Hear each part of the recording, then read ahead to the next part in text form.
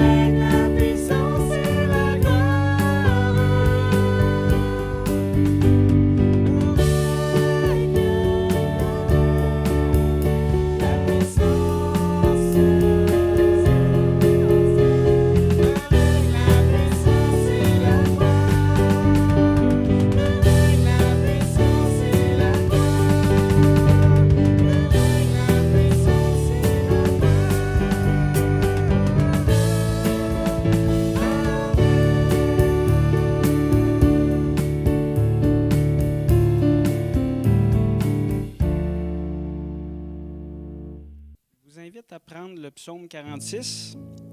Je vais le lire au complet. Donc, au chef des chantres, les fils de Corée sur Alamoth, cantique. Dieu est pour nous un refuge et un appui, un secours qui ne manque jamais dans la détresse. C'est pourquoi nous sommes sans crainte quand la terre est bouleversée et que les montagnes chancellent au cœur des mers, quand les flots de la mer mugissent, écument, se soulèvent jusqu'à faire trembler les montagnes. Il est un fleuve dont les courants réjouissent la cité de David, le sanctuaire des demeures du Très-Haut. Dieu est au milieu d'elle, elle n'est point ébranlée. Dieu la secourt dès l'aube du matin. Des nations s'agitent, des royaumes s'ébranlent. Il fait entendre sa voix, la terre se fond d'épouvante. L'Éternel des armées est avec nous, le Dieu de Jacob est pour nous une haute retraite. Venez, contemplez les œuvres de l'Éternel, les ravages qu'il a opérés sur la terre. C'est lui qui a fait cesser le combat jusqu'au bout de la terre. Il a brisé l'arc et il a rompu la lance. Il a consumé par le feu les chars de guerre. Arrêtez et sachez que je suis Dieu. Je domine sur les nations, je domine sur la terre. L'Éternel des armées est avec nous. Le Dieu de Jacob est pour nous une haute retraite. Amen.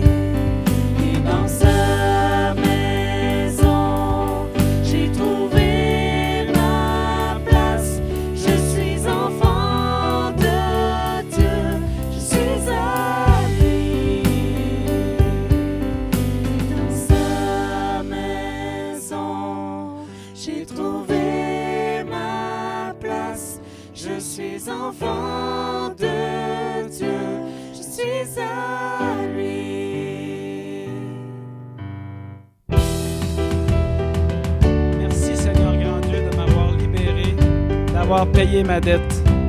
Maintenant, je suis un de tes enfants. Merci, Seigneur. Je suis choisi et affranchi. En toi, je sais qui je suis. Tu es pour moi, pas contre moi. En toi, je sais qui je suis. Je suis choisi et affranchi. En toi, je sais qui je suis.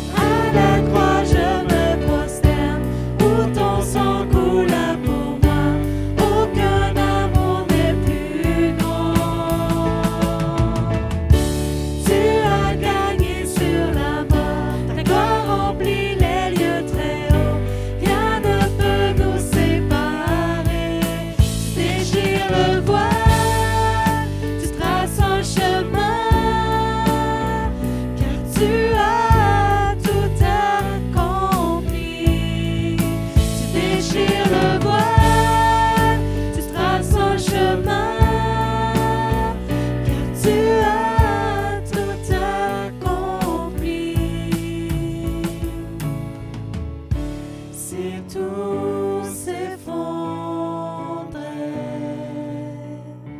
devant mes yeux,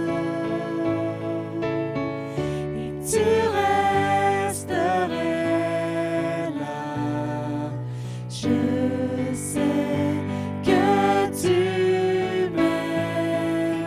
Je sais que tu m'aimes. À la croix je me prosterne, où ton sang coula pour moi. Aucun amour n'est plus grand. Tu as gagné sur la mort, ta gloire remplit les lieux très hauts. Rien ne peut nous séparer. Tu déchires le voile, tu traces un chemin, car tu as tout accompli. Tu déchires le voile, tu traces un chemin, car tu as tout accompli.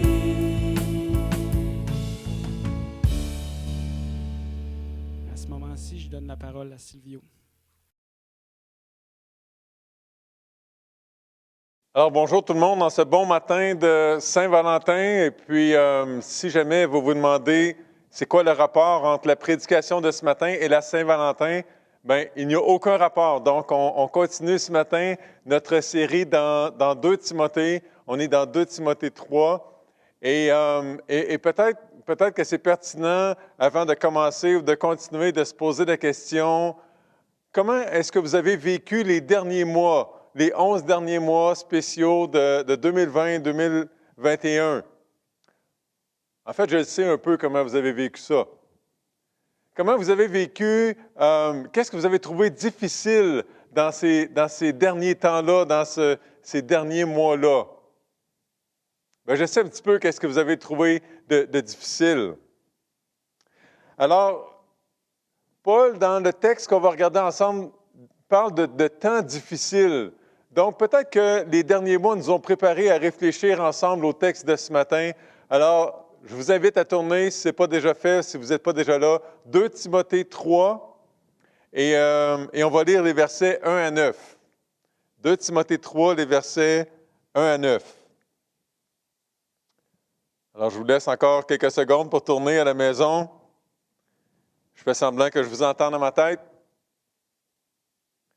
2 Timothée 3, au verset 1. Sache que dans les derniers jours, il y aura des temps difficiles, car les hommes seront égoïstes, amis de l'argent, fanfarons, hautains, blasphémateurs, rebelles à leurs parents, ingrats, irréligieux, insensibles, déloyaux, calomniateurs, intempérants, cruels, ennemis des gens de bien, traîtres, emportés, enflés d'orgueil, aimant le plaisir plus que Dieu, ayant l'apparence de la piété, mais reniant ce qui en fait la force. Éloigne-toi de ces hommes-là. Il en est parmi eux qui s'introduisent dans les maisons et qui captivent de faibles femmes chargées de péché, agitées par des passions de toute espèce, apprenant toujours et ne pouvant jamais arriver à la connaissance de la vérité. De même que Janès et Jambres s'opposèrent à Moïse, de même ces hommes s'opposent à la vérité, étant corrompus d'entendement, réprouvés en ce qui concerne la foi. Mais ils ne feront pas de plus grands progrès, car leur folie sera manifeste pour tous, comme le fut celle de ces 2 hommes. Prenons le temps de prier ensemble pour demander au Seigneur de conduire nos cœurs et nos pensées dans ce beau texte-là. Alors, Papa du ciel, on vit ensemble des moments qu'on trouve difficiles dernièrement. Et Paul a dit ça à Timothée. Et Paul, ton esprit, ce matin, à travers les écrits de Paul, nous dit la même chose à nous, ce matin de manière personnelle, nous dit ça à nous en Église, qu'il y a ou qu'il va y avoir des temps difficiles. Et on retrouve dans le texte de ce matin des explications face à ça. Seigneur, s'il te plaît, rends-nous attentifs. Aide-nous à examiner nos cœurs, à avoir du discernement, à comprendre qu'est-ce qui se passe en nous et autour de nous, pour qu'on puisse appliquer dans chacune de nos vies tes saintes Écritures. Et on te prie ensemble, au nom du Seigneur Jésus, ton Fils. Amen. Alors, le texte qu'on vient de lire, à part sa liste un peu longue, un peu plate à lire comme ça, à haute voix, c'est un texte un de ces textes bibliques-là qui est utilisé un peu à toutes les sauces pour dire un peu n'importe quoi.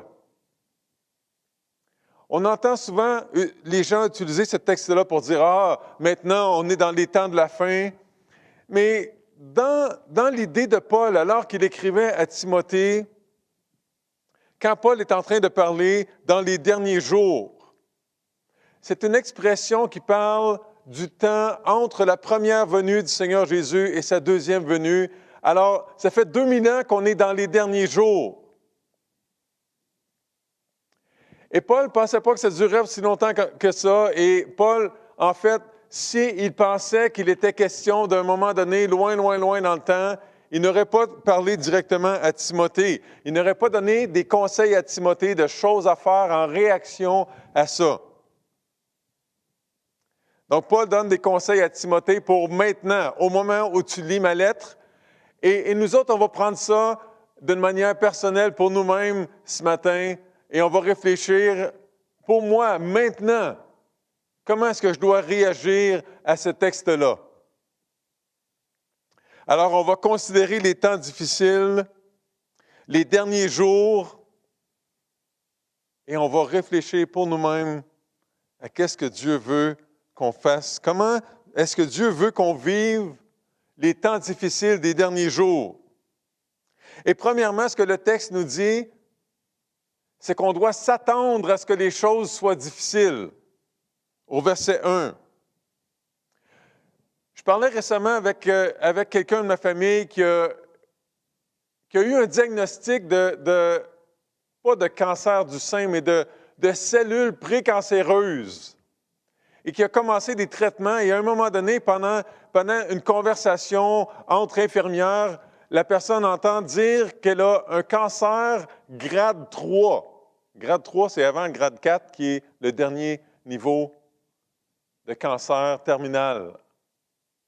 Alors, cette personne-là s'informe et veut savoir qu'est-ce qui se passe avec ça. C'est quoi cette affaire-là de cancer grade 3, alors qu'on m'a dit que c'était des cellules précancéreuses. Et finalement, on lui fait voir l'oncologue qui était de garde à ce moment-là.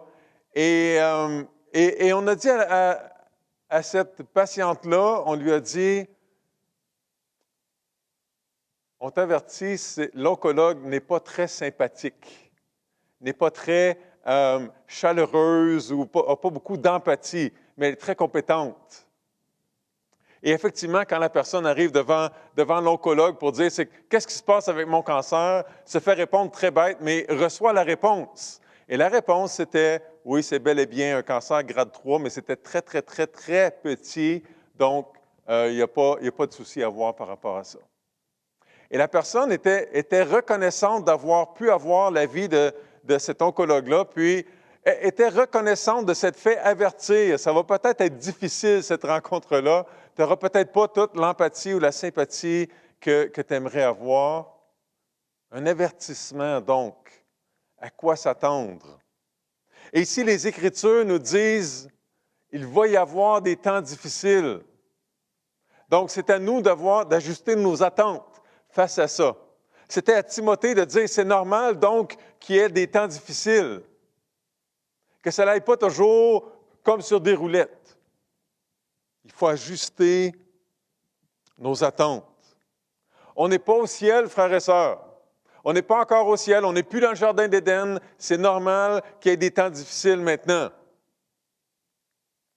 Un jour, dans une rencontre d'école du dimanche pour adultes, mon épouse et moi, on était en visite dans une autre église et le pasteur qu'on connaissait bien parlait aux parents et il a dit aux parents, les parents, je vais vous dire quelque chose que vous avez tendance à oublier.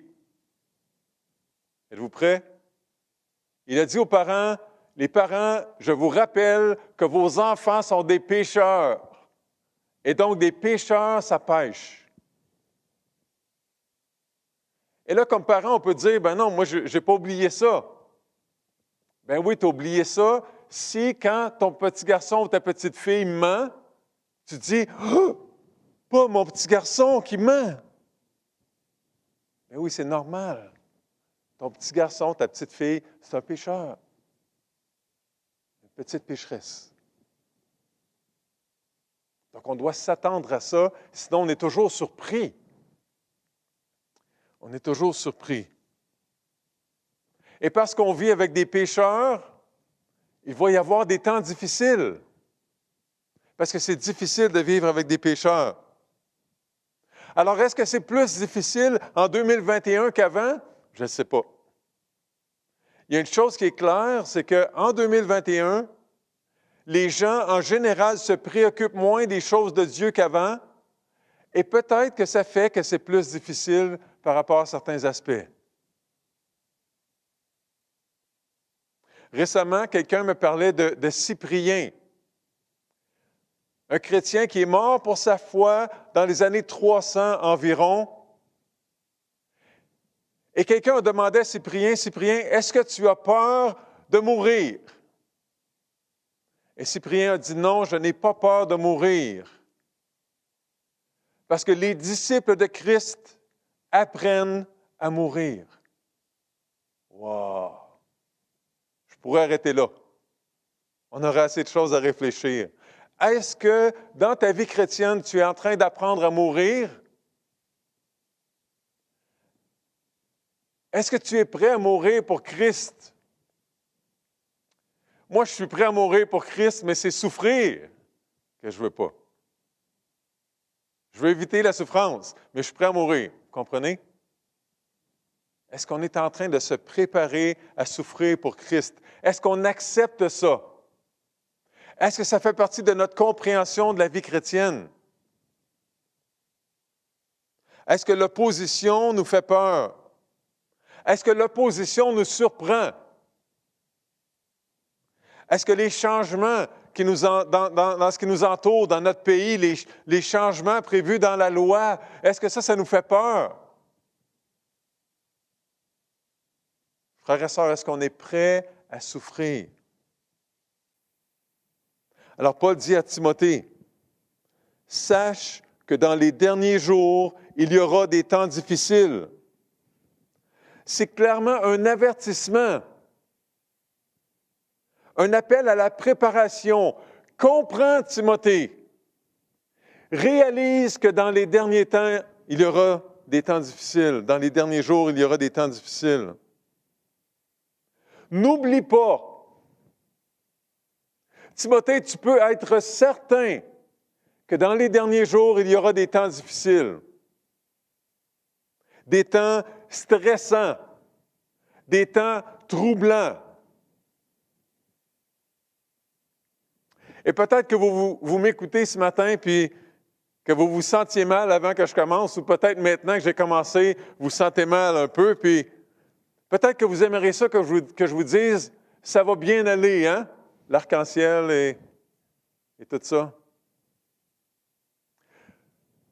Je peux vous garantir que ça va bien aller quand on va se retrouver dans la présence parfaite de notre Sauveur et Seigneur Jésus-Christ. Ça va bien aller quand on va être avec lui.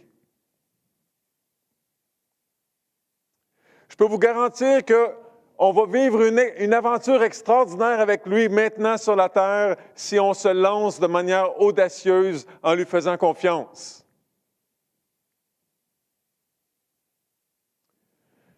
Je peux vous dire que tous ceux qui ont placé leur confiance en Jésus comme on a lu au chapitre 1, n'ont pas reçu un esprit de lâcheté, mais un esprit de force, d'amour et de sagesse. Mais la vie sur la terre, c'est difficile. C'est la vie en camping sauvage, loin de la maison. Notre maison, c'est dans la présence de Dieu, et on n'est pas là maintenant. Alors, on doit être prêt à faire face à l'inconfort, à vivre avec le minimum. Alors, comment est-ce qu'on va vivre les temps des derniers jours, les temps difficiles des derniers jours, en nous attendant à ce que ce soit difficile, en nous attendant à souffrir, en apprenant à mourir? Et deuxièmement, en comprenant pourquoi c'est difficile. Si on posait la question à Paul, « Paul, pourquoi est-ce que ça va être difficile? » Bien, Paul dirait, « Parce que, car les hommes seront, 3 petits points. » Et là, ce texte-là est fantastique. Il nous présente 19 caractéristiques, 19 manifestations du péché, 19 comportements qui font que les choses sont difficiles. Et d'un point de vue personnel, cette liste-là, elle est extraordinaire pour examiner mon propre cœur. Je vous invite à faire la même chose. Du point de vue pastoral, pour aider les gens à identifier certaines sources de problèmes, de difficultés, c'est fantastique. Mais une liste de 19 choses comme ça, dans la prédication, c'est un peu difficile à gérer. Qu'est-ce que je vais faire? 19 sous-points? Bien, on va faire ça. On va faire ça. C'est nécessaire. Pour bien comprendre qu'est-ce qu'on a ici, on va survoler rapidement ces 19 points-là, ces 19 caractéristiques-là. Mais je ne peux pas en parler longuement pour ne pas perdre votre attention. Il faudrait qu'on prenne 2-3 dimanches pour les expliquer comme il faut. Et peut-être que c'est pertinent de faire un commentaire avant de commencer. Je parlais récemment avec un ami pasteur et on parlait des efforts qu'ont fait les chrétiens pour entrer en contact avec les gens de notre culture, puis de les comprendre, puis de se faire comprendre et tout ça. Puis la conclusion qu'on avait dans notre conversation, c'était que on est pas mal plus influencé par notre culture qu'on aimerait le penser. On est pas mal plus dedans déjà qu'on aimerait le penser. En fait, on est pas mal plus influencé par notre culture que nous autres, on influence notre culture. Ça veut dire qu'on est appelé à être vigilant. C'est l'appel de Paul face à Timothée. On est appelé à faire attention au contact qu'on a avec des gens ou peut-être avec notre culture. Où est-ce qu'on va banaliser le péché et banaliser plein de choses qui sont dangereuses pour nous, qui nous détruisent? Que ce soit à travers nos séries qu'on écoute sur Netflix ou peu importe. Qu'est-ce qu'on place devant nos yeux? Alors, on survole ces 19 caractéristiques-là des êtres humains dans les derniers jours. Et quand on lit des choses comme ça, c'est facile de penser aux autres. De dire, car les hommes seront égoïstes. Ah oui, égoïste, ben oui. Lui est égoïste. Lui est égoïste. Ah oui, elle, ben oui, elle, c'est sûr qu'elle est égoïste. Mais je vous invite ce matin à réfléchir, comme on a dit dernièrement, à reprendre les paroles des apôtres. Est-ce moi, Seigneur? Égoïste. Est-ce moi, Seigneur? Parle à mon cœur, Seigneur, ce matin, à travers ta parole. Paul ordonne à Timothée de s'éloigner des gens qui sont comme ça. Mais certainement que Paul est en train de dire à Timothée, veille sur ton cœur aussi, Timothée. Il ne faut pas que, non seulement que tu sois proche des gens qui peuvent t'influencer comme ça, mais veille sur ton cœur, ne laisse pas rentrer ça en dedans. Attention avec qui tu t'associes, Timothée. Veille sur ton cœur, sur ta réputation. Veille sur l'Évangile.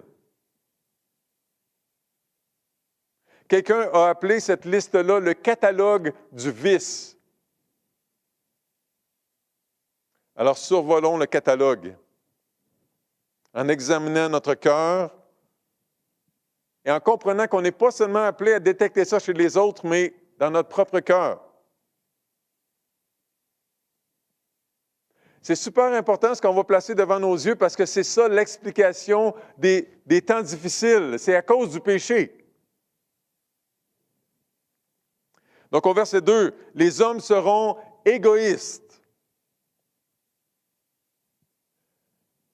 Les deux premiers mots, c'est des mots qui disent « en amour avec ». Et le premier mot, c'est « en amour avec eux-mêmes ». Ils vont être en amour avec eux-mêmes. Imaginez votre repas de Saint-Valentin quand on est en amour avec soi-même. Pensez à ça, là. La vie de couple, quand les deux personnes dans le couple sont en amour avec eux-mêmes. C'est pas mal rough, c'est difficile. C'est dur de faire la file à l'épicerie quand tu es en amour avec toi-même. Quand tout le monde est en amour avec soi-même, puis veut la première place, puis veut passer plus vite, puis veut gérer son horaire, sauver du temps dans son horaire. Quand tout le monde est en amour avec soi-même, ça paraît. Dans une église, dans une ville, dans une planète.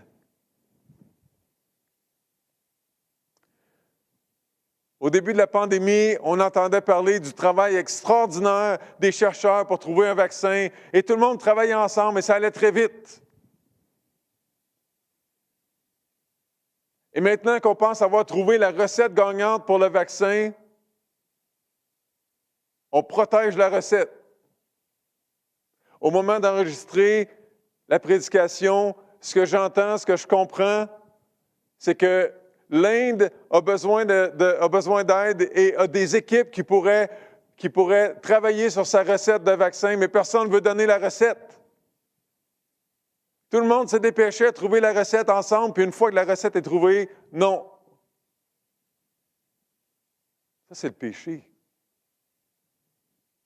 C'est le péché. Ça, c'est des gens qui sont en amour avec eux-mêmes, qui font qu'on a ces difficultés-là. Seigneur, est-ce-moi? Est-ce que je suis égoïste? Seigneur, est-ce que je suis narcissique? Est-ce que je suis centré sur moi-même? Est-ce que je suis en amour avec moi-même, Seigneur? Dis-moi ça ce matin. Les hommes seront égoïstes, amis de l'argent, en amour avec l'argent. Et Paul a déjà écrit à Timothée là-dessus, dans sa première lettre. Et je vous lis ça, puis je vous rappelle que le contexte, c'est de réfléchir aux sources de difficultés dans les temps difficiles. Et Paul dit que c'est le péché qui fait que c'est difficile. Et Paul va dire la même chose dans sa première lettre à Timothée, chapitre 6, versets 9 et 10. Mais ceux qui veulent s'enrichir tombent dans la tentation, dans le piège et dans beaucoup de désirs insensés et pernicieux qui plongent les hommes dans la ruine et la perdition. Car l'amour de l'argent est une racine de tous les maux, et quelques-uns, en étant possédés, se sont égarés loin de la foi et se sont jetés eux-mêmes dans bien des tourments. L'amour de l'argent comme une source de difficulté. Et on ne peut pas blâmer personne d'autre que nous-mêmes quand on est pris de ce problème-là. Est-ce que je suis en amour avec l'argent? Est-ce que l'argent est à mon service pour pourvoir mes besoins et aux besoins des autres? Ou est-ce que moi, je suis un esclave de l'argent? L'argent qui me fait faire n'importe quoi. Des choses que je veux faire, des choses que je ne veux pas faire. Des sacrifices que je ne voudrais pas faire, mais que je fais parce que je suis l'esclave de l'argent. Oui, maître. Oui, maître, je vais frauder. Oui, maître, je vais voler. Oui, maître, je vais voler du temps à ma famille pour aller gagner plus d'argent. Oui, maître, je vais m'endetter. Je vais payer des gros montants d'intérêt.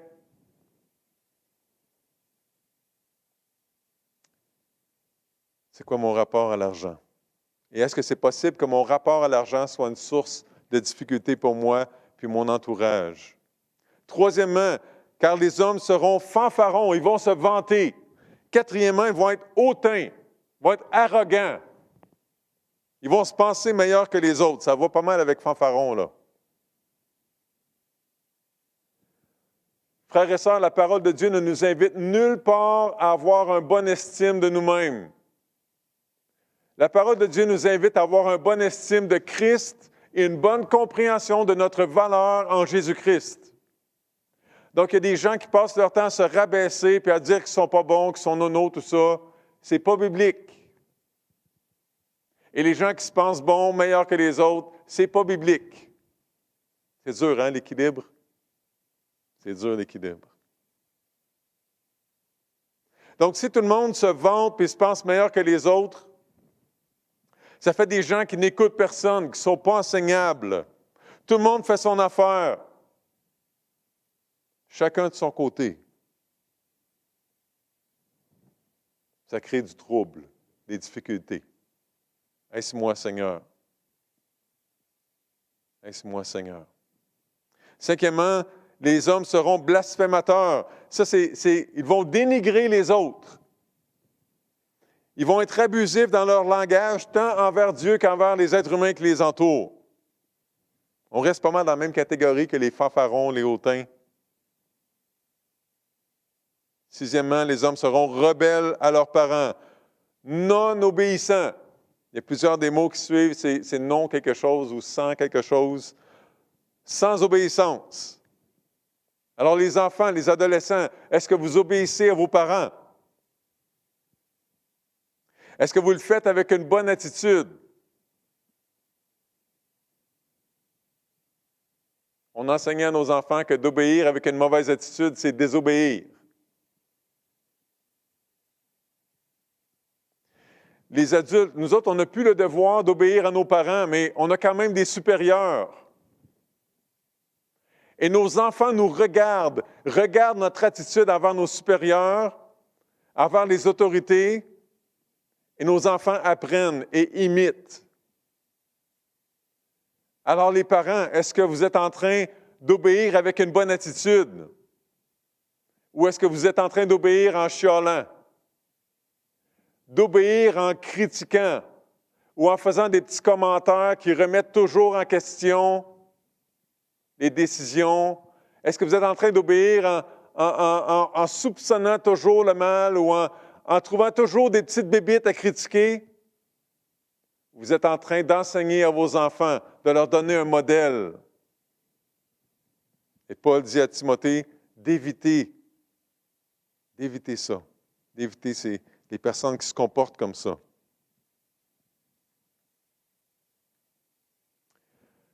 Et il y aurait plusieurs choses à dire, qu'on avance. Les hommes seront ingrats, non reconnaissants. Ça a rapport avec le reste, parce que si je suis en amour avec moi-même et que les gens sont généreux envers moi, me font du bien, c'est juste normal. Si je suis hautain, je me pense au-dessus des autres, que les gens me font du bien, je n'ai pas besoin d'être reconnaissant, c'est juste normal. Les gens me doivent ça, je suis tellement bon. Tout m'est dû. Paul dit, c'est dans le catalogue des vices. Les hommes seront irréligieux, sans révérence, sans respect envers Dieu. Et là, faisons attention à ne pas montrer les autres du doigt. Parce que toi qui m'écoutes, probablement que tu es comme moi, tu as entendu, tu as été exposé beaucoup plus que la moyenne des gens à Dieu, à sa parole, à sa vérité, à comment il est. Alors on a une plus grande responsabilité, n'est-ce pas? Mais c'est vrai que dans notre culture, en général, les gens sont de moins en moins intéressés ou respectueux envers les choses de Dieu. Est-ce moi, Seigneur? Les hommes seront insensibles, ça veut dire sans affection, sans amour, sans cœur, en bon québécois. Déloyaux, dixièmement. Déloyaux, ça veut dire dur, sans pardon, intransigeant, irréconciliable, sans pitié. Ça va avec insensible. Alors, qu'est-ce que les gens qui me connaissent disent de moi? Est-ce moi, Seigneur? C'est tellement pas comme le Seigneur Jésus, ça, hein? C'est tellement contraire. 11e, calomniateur. J'aimerais ça vous dire le mot grec, parce que ça va frapper votre imagination. Le mot grec pour calomniateur, c'est diabolos, le diable, celui qui accuse, celui qui ment, qui fait de fausses accusations, celui qui rapporte des potins, qui parle en mal des autres. Est-ce moi, Seigneur? 12e, intempérant, sans contrôle de soi. Il y a une vieille version qui traduit incontinent. Je trouve ça intéressant. Qui n'est pas capable de se retenir, de se contrôler. Si tu ne te contrôles pas, ça veut dire que c'est les autres qui te contrôlent. C'est les circonstances qui te contrôlent. C'est tous tes désirs de toutes sortes à l'intérieur qui te contrôlent. Quelqu'un qui est hors de contrôle, c'est dangereux. Ça fait peur. Est-ce moi, Seigneur? 13e, cruel, ça veut dire sauvage, non dompté. Ça ressemble à intempérant. 14, ennemi des gens de bien, des gens qui n'aiment pas le bien. 15e, des traîtres, des gens qui sont portés vers la trahison, des gens qui ne sont pas fiables, qui ne tiennent pas parole, qui peuvent être des ennemis ou des amis, selon comment ils se sentent cette journée-là. 16e, emportés, des gens qui aiment prendre des risques, qui aiment l'imprudence, qui aiment jouer avec le feu. Des gens enflés d'orgueil. Ça ressemble à des fanfarons, à des hautains. L'orgueil, c'est la mère de tous les péchés. 18e, aimant le plaisir plus que Dieu. Le texte dit des aimant le plaisir plutôt que des aimants Dieu. Vous comprenez? Des aimant le plaisir plutôt que des aimants Dieu. Et aimer Dieu, ça ne veut pas dire ne pas aimer le plaisir, on se comprend? Mais il y a plusieurs plaisirs qui sont contraires à l'amour de Dieu, qui sont incompatibles. Et si notre but, c'est de toujours avoir du plaisir, toujours trouver le plaisir à tout prix, c'est dangereux. Parce que quand le Seigneur Jésus t'a appelé, il t'a appelé à le suivre, il t'a appelé à mourir à toi-même. Il t'a appelé à renoncer à toi-même, à prendre ta croix. Si tu as dit oui au Seigneur Jésus, tu t'es engagé à être un aimant Dieu plutôt qu'à être un aimant le plaisir. Et si tout le monde cherche le plaisir avant tout, le plaisir à tout prix, ça va nous conduire vers des temps très difficiles, n'est-ce pas? Et finalement, ayant l'apparence de la piété, mais reniant ce qui en fait la force. Alors, Paul est en train de dire que c'est possible de vivre tout le catalogue au complet ou de vivre juste quelques parties de ça, mais d'avoir un beau vernis à l'extérieur, une belle petite couche à l'extérieur qui nous fait bien paraître, qui nous fait paraître spirituel, qui nous fait paraître bon, qui nous donne l'air d'aimer Dieu vraiment, là. Alors que cette petite couche de peinture, de vernis à l'extérieur fait seulement cacher la pourriture de notre péché à l'intérieur.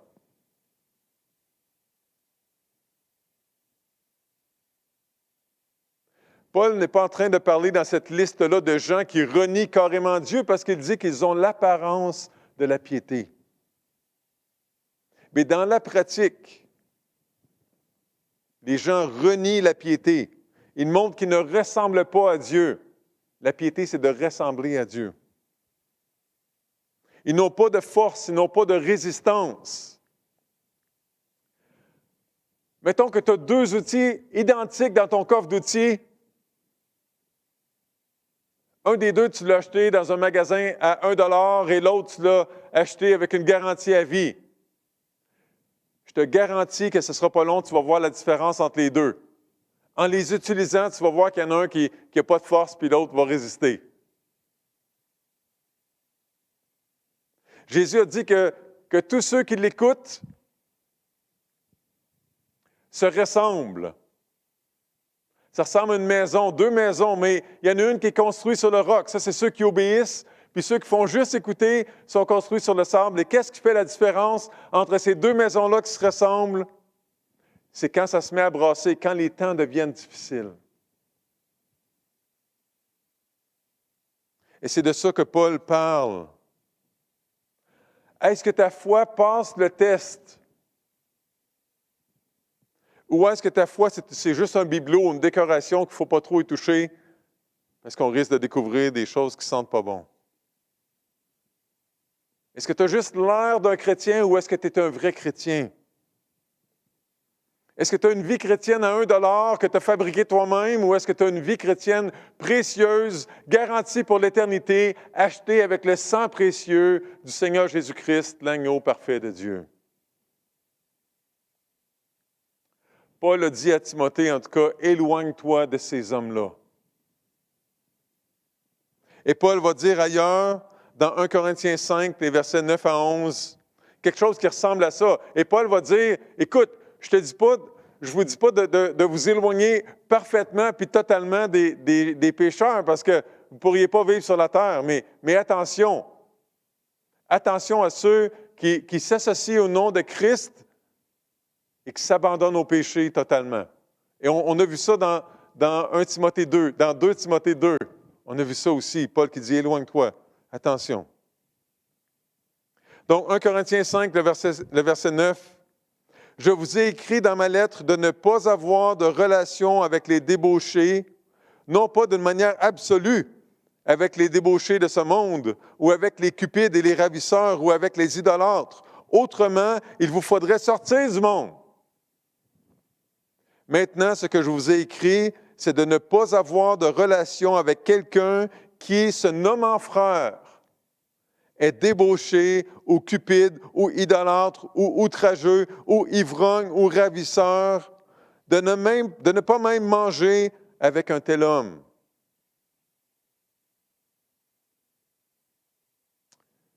On a déjà vu Paul dans 2 Timothée 2, Paul qui va dire à Timothée de s'éloigner. Au verset 16, « Évite les discours vides et sans Dieu. » Au verset 19, « Quiconque prononce le nom du Seigneur, qu'il s'éloigne de l'iniquité. » Au verset 22, « Fuis les passions de la jeunesse. » Au verset 23, « Repousse les discussions folles et inutiles. » Éloigne-toi de ces hommes-là.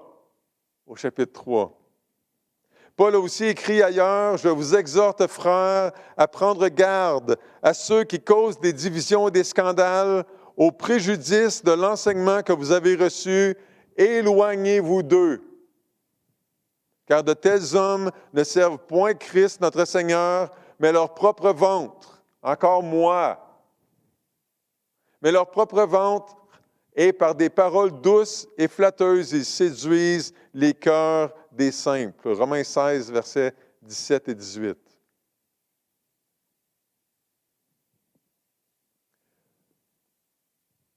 Dans notre culture, en 2021, on a fait débarquer Dieu de l'équation et on dit aux gens de ne mettre aucun frein sur leur passion, sur leur désir. On leur dit de s'abandonner au maximum, d'explorer au maximum tous leurs désirs, comme s'ils étaient tous bons, tous dignes d'être suivis. Bien, c'est dangereux puis ça amène des temps difficiles. Alors, comment est-ce qu'on va vivre les temps difficiles des derniers jours? En nous attendant à ce que ce soit difficile et en ayant du discernement pour nous éloigner de certains péchés ou de certaines personnes qui pourraient nous mener au péché. De certains contextes peut-être aussi qui vont amener des péchés qui vont nous amener des difficultés. Et troisièmement, comment est-ce qu'on va vivre les temps difficiles des derniers jours? Troisièmement, en faisant confiance à Dieu pour la suite. Et là, Paul prend un exemple concret qui se passait sans doute dans l'église d'Éphèse où Timothée avait des responsabilités. Et Paul va faire une application. Donc, au verset 6, il en est parmi eux, parmi ce groupe d'hommes-là, ces personnes-là, il en est parmi eux qui s'introduisent dans les maisons et qui captivent de faibles femmes chargées de péché, agitées par des passions de toute espèce, apprenant toujours et ne pouvant jamais arriver à la connaissance de la vérité. Parmi ces gens-là qui étaient tordus par le péché, tout en ayant une petite couche de spiritualité, au temps de Timothée, certains avaient pris des femmes de l'Église au piège, et ces femmes-là étaient faibles, elles étaient chargées de péché. Donc, les commentateurs ne s'entendent pas pour dire de quoi il est question ici. Peut-être qu'elles n'avaient pas de victoire dans leur vie actuelle, elles n'étaient pas capables de vaincre le péché et donc chargées par le péché, mais d'autres pensent que c'était peut-être la culpabilité du passé, des péchés passés, qui les troublait encore.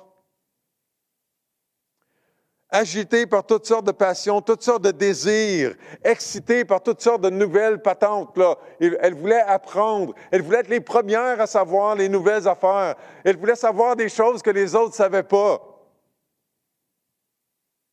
Apprenant toujours plein de choses, donc, sans jamais connaître la vérité. Sérieusement, là, si je ne le savais pas, je penserais qu'il est question de quelque chose qui a été écrit en 2020, 2021, au temps de l'Internet. Je penserais que ça parle de l'Internet. Il y a des gens qui rentrent chez nous à travers le câble, à travers les ondes, à travers n'importe quel moyen, et qui cherchent à faire de nous leur proie, à nous rendre prisonniers de leur façon de penser, de ce qu'ils nous présentent, de leurs mensonges, de leur vérité alternative, pour reprendre les paroles de certains de nos voisins du Sud. Quelqu'un souligne que ce texte-là nous démontre que la faiblesse spirituelle et la faiblesse morale vont ensemble. Si on n'a pas le discernement de garder nos distances face au péché et face à certaines personnes qui mélangent le mensonge et la vérité, on va devenir leur victime. Frères et sœurs, nourrissons-nous de la vérité pour être forts. Cherchons à la vivre, à la mettre en pratique. Non seulement à la savoir, mais à être des pratiquants de la vérité. Combattons le péché pour ne pas être chargés de péché. Considérons nos péchés du passé comme étant pardonnés. Quand Dieu dit que c'est pardonné, nous autres aussi disons que c'est pardonné. Et si on n'a jamais demandé pardon à Dieu ou aux autres qu'on a offensés, faisons-le pour nous décharger de la culpabilité. Sinon, on a un trou dans notre armure. Le pare-feu de notre ordinateur ne fonctionne pas. Frères et sœurs, ne nous laissons pas agiter par toutes sortes de désirs qui sont là à l'intérieur de nous. Ayons le contrôle sur ces désirs-là, sur nous-mêmes. Puis ne laissons pas notre curiosité nous faire ouvrir la porte à n'importe quoi. À n'importe qui. Par curiosité, n'allons pas nous exposer à n'importe quoi, à n'importe quelle connaissance. Au verset 8, Paul continue avec son exemple bien précis. De même que Janès et Jambres s'opposèrent à Moïse, de même ces hommes s'opposent à la vérité, étant corrompus d'entendement, réprouvés en ce qui concerne la foi, mais ils ne feront pas de plus grands progrès, car leur folie sera manifeste pour tous, comme le fut celle de ces deux hommes. Alors, où est-ce qu'on retrouve Jeannès et Jambres dans la Bible? Nulle part. Nulle part. C'était des noms dans la culture juive. Quand on parlait de l'histoire des magiciens d'Égypte qui s'étaient opposés à Moïse, on nommait ces deux hommes-là. Ça faisait partie de leur tradition juive. Des magiciens qui ont tenu tête à Moïse. Et Paul dit que les gens qui cherchent à s'infiltrer dans les maisons au temps de Timothée, dans son temps à lui, sont comme les magiciens d'Égypte. Et c'est encore vrai pour ceux aujourd'hui qui cherchent à s'infiltrer puis à rendre les gens captifs. Ils s'opposent à la vérité. Leur compréhension des choses, elle est pourrie. C'est ça que Paul dit. Elle est mauvaise, corrompue. Leur foi ne passe pas le test. Elle est juste bonne pour être jetée à la poubelle. Tiens-toi loin, Timothée. Ne t'inquiète pas, Timothée, ils ne feront pas de progrès. Leur folie va être manifeste pour tous. Ils vont être éventuellement humiliés comme les magiciens d'Égypte. Il y aurait tant de choses à dire là-dessus, mais Paul continue dans la deuxième partie du chapitre et on va y revenir. Mais pour l'instant, frères et sœurs, rappelons-nous qu'il y a et qu'il va y avoir des temps difficiles. On doit s'attendre à ça. Si on est surpris à chaque fois qu'on rencontre une difficulté, à chaque fois qu'on est affecté par le péché, le nôtre ou celui des autres, on va être toujours démoli. Et ce sera notre propre faute, parce que nos attentes ne seront pas réalistes. Sachez qu'il y aura des temps difficiles. Et veillons sur notre propre cœur pour nous éloigner du péché et de certaines personnes qui s'abandonnent au péché. Particulièrement, dit Paul, à ceux qui se donnent une apparence de sainteté, ceux qui s'associent au nom de Christ en s'abandonnant au péché. C'est la progression du péché dans la vie des gens et le rejet des choses de Dieu qui fait que les temps sont et vont être difficiles, n'est-ce pas? Et finalement, éloignons-nous, soyons vigilants, veillons sur nous-mêmes, veillons sur les autres, faisons attention aux gens qui tordent la vérité avec le mensonge. Faisons attention aux gens qui veulent s'infiltrer chez nous par toutes sortes de moyens pour nous rendre prisonniers. Frères et sœurs, ce texte-là et bien d'autres disent « Un jour, la lumière va être faite. Un jour, la vérité va ressortir.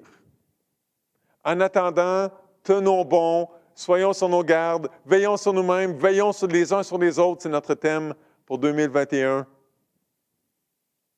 Et à ce moment-ci, prions ensemble.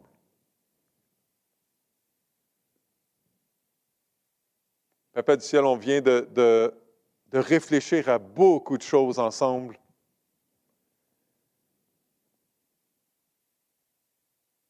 Et Seigneur, on aurait pu prendre encore plus de temps pour faire plus d'applications à nos vies et je veux te faire confiance. Je crois que ta parole est vivante et que ton esprit est vivant et que tu parles à nos cœurs à travers ta parole, à travers ton esprit. Fais qu'on puisse brasser ces idées-là dans notre tête toute la journée, toute la semaine. Prépare-nous pour la deuxième moitié du chapitre où est-ce que Paul continue à s'adresser à Timothée en l'exhortant, en l'encourageant à prendre garde.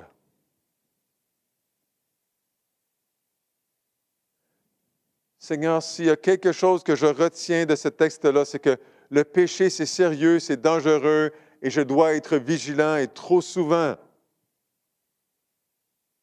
on prend ça à la légère. On se laisse endormir. Seigneur, réveille-nous si on est en train de dormir. Donne-nous un petit coup de coude par ton Saint-Esprit pour qu'on porte attention à un aspect ou l'autre de ce texte-là. Et Seigneur, que tu puisses nous protéger par les Écritures, par ton Esprit, par la présence des frères et des sœurs dans nos vies, et qu'on soit en train de t'honorer en gardant nos yeux sur toi, en cherchant à te plaire, à t'obéir, en nourrissant notre relation d'amour avec toi. Merci d'avoir rendu ça possible à travers le sacrifice de Christ à la croix. Merci parce que notre relation avec toi, notre éternité ne repose pas sur notre sagesse, sur notre intelligence, sur notre fidélité, sur notre persévérance. Seigneur, on sera tous perdus. Merci pour ton amour, la relation qu'on peut avoir avec toi, et pour ceux qui ne te connaissent pas encore, qui ne sont pas entrés dans cette relation-là avec toi, que tu puisses parler à leur cœur et leur faire sentir cette invitation-là à s'approcher de toi, le Dieu saint, à travers le Seigneur Jésus et son sacrifice. C'est en son nom, dans le nom précieux du Seigneur Jésus, que je te prie ce matin. Amen.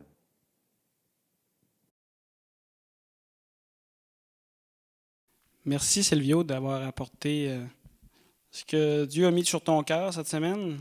On te remercie. Et on va enchaîner avec le dernier chant, « Je te donne tout ».